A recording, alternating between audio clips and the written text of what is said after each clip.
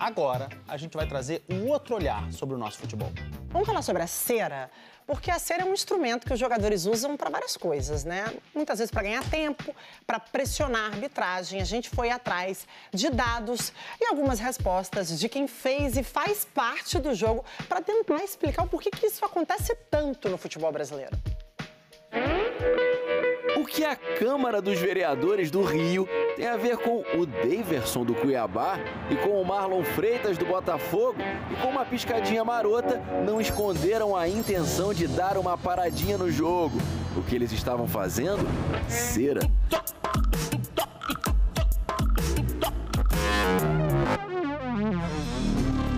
Expressão que nasceu entre os vereadores cariocas. Do século XVI ao século XVIII, eles não recebiam salário. A única recompensa que eles tinham é que, se fossem a todas as sessões da Câmara, ganhavam cera para fazer vela. A cera era muito cara, ela era feita com óleo de baleia e as velas eram também difíceis de serem obtidas. Mas alguns não se empenhavam tanto assim. E tinha vereador que vinha só para fazer figura, para fazer figuração, para ganhar a sua cerazinha mensal. Isso depois passou para outras atividades, as pessoas que faziam corpo mole, que diziam está fazendo cera. A expressão foi viajando na língua portuguesa até chegar ao futebol. E quando o futebol é introduzido aqui no Rio de Janeiro, isso passa para os jogadores que jogavam muito pouco ou não jogavam. A cera usada nas velas pode não ser mais tão cara como no passado, mas no futebol atualmente compra algo bem valioso: tempo. Então o jogador se joga muitas vezes aqui no Brasil e o juiz para o jogo, e aí acaba com que o jogador sente isso e acaba se jogando cada vez mais para perder tempo. Não tem nenhuma regra no futebol que fala que você não pode fazer a cera. É claro que quanto menos isso acontecer, para o espetáculo é melhor. Eu, como já usei da cera para o meu benefício, faz parte. Não vou dizer que eu não fiz cera, que eu fiz cera em alguns momentos, e não só nessa aí. Tem vezes que até parece comédia. Os maqueiros da 2ª Divisão Paranaense sofriam nos anos 80, quando o ensaboado Genaro, do Café Futebol Clube, quis ganhar tempo contra o Platinense. Tava difícil colocar o jogador na maca. E literalmente jogam o Genaro para fora do campo. Repare bem. Quando a gente sabia que o jogador estava levando a coisa fora um pouco do normal, é aquele jogador que normalmente rola no campo. O jogador que leva uma pancada que normalmente faz com que ele não possa dar sequência ou seja obrigado a ter um departamento médico atuante, é um jogador que leva a pancada e fica fixo, porque a pancada dói. Não é coisa do passado. Na rodada do meio de semana do Brasileirão, o Rincon do Santos caiu nos acréscimos do segundo tempo contra o Goiás logo depois que o time dele fez gol. Aparentemente cheio de dor, mas como o Genaro recusou uma carona para fora do campo, o moderno carrinho. Não é legal pro futebol. Espero que os juízes, né, observem e sempre dêem um desconto nos acréscimos para não ter essa cera, esse antijogo, né, que não é legal. Contra o Bragantino, o goleiro do São Paulo, Rafael, depois de fazer essa defesa, ficou 19 segundos com a bola. Antes da reposição, quando a regra diz que ele deveria colocar em jogo em até 6 segundos. Quando o goleiro está sendo atendido, o jogo não pode ser reiniciado. Está na regra. É sempre difícil dizer se ele está realmente machucado ou se só está tentando ganhar um tempinho. Mas nesse campeonato brasileiro, os atendimentos costumam ser menos frequentes quando o time do goleiro está perdendo. Até a rodada 33, a do meio da última semana, foram 145 paralisações para atendimento do goleiro. Apenas 15 nos momentos em que o time estava sendo derrotado. Coincidência ou não, quando a equipe estava vencendo, foram 63. Você está jogando, quer ou não, com o regulamento, né? Porque você acaba que esfria o jogo.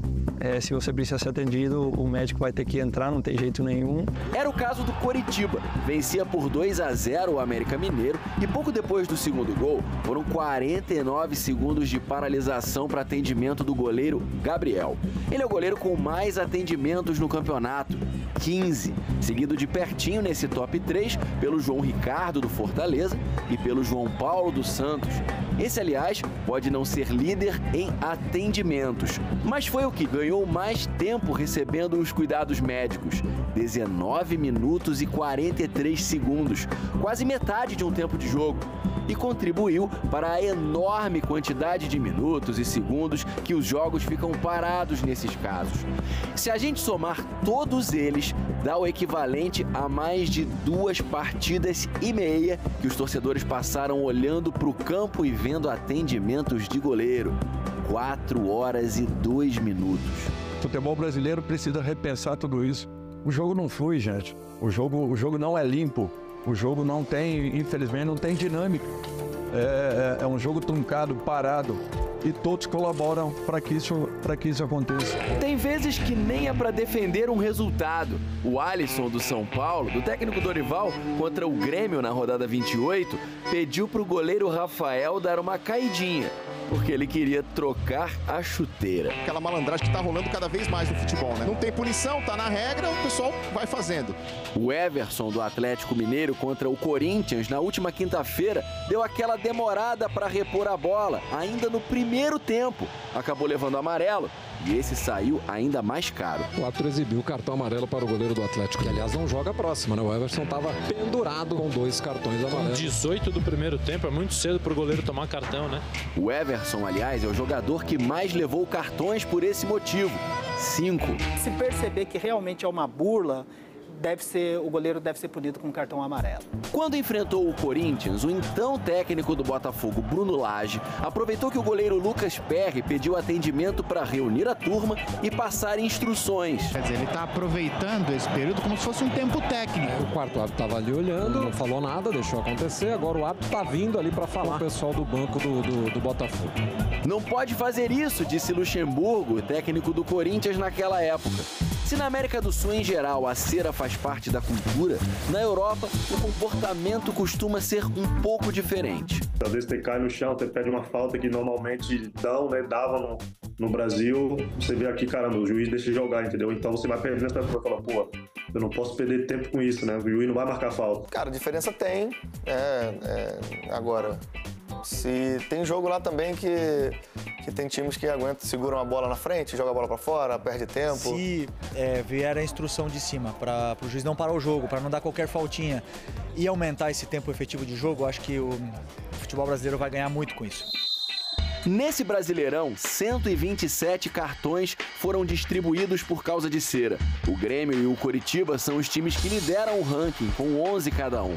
E além disso, os árbitros foram orientados pela CBF a dar acréscimos de tempo mais generosos para tentar compensar as paralisações. A recomendação da FIFA é que os jogos tenham pelo menos 60 minutos de bola rolando.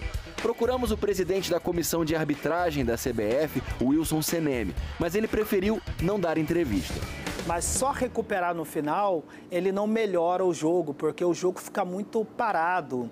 Ele acaba não trazendo uma justiça esportiva. O que precisa mesmo é a melhora do comportamento de todos, dos jogadores, da arbitragem, de tentar colocar mais dinâmica no jogo. Nós aprendíamos que a cera era legal, se você estivesse ganhando o jogo, você fazer cera, ganhar tempo.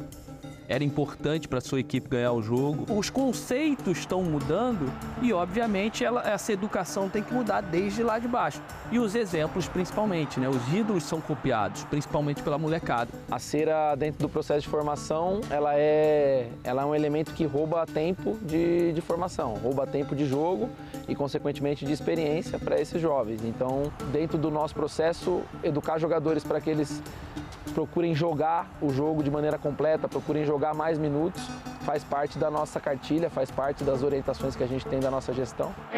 Como as piscadinhas do Daverson e do Marlon Freitas mostram bem, a cera só arde nos olhos dos outros.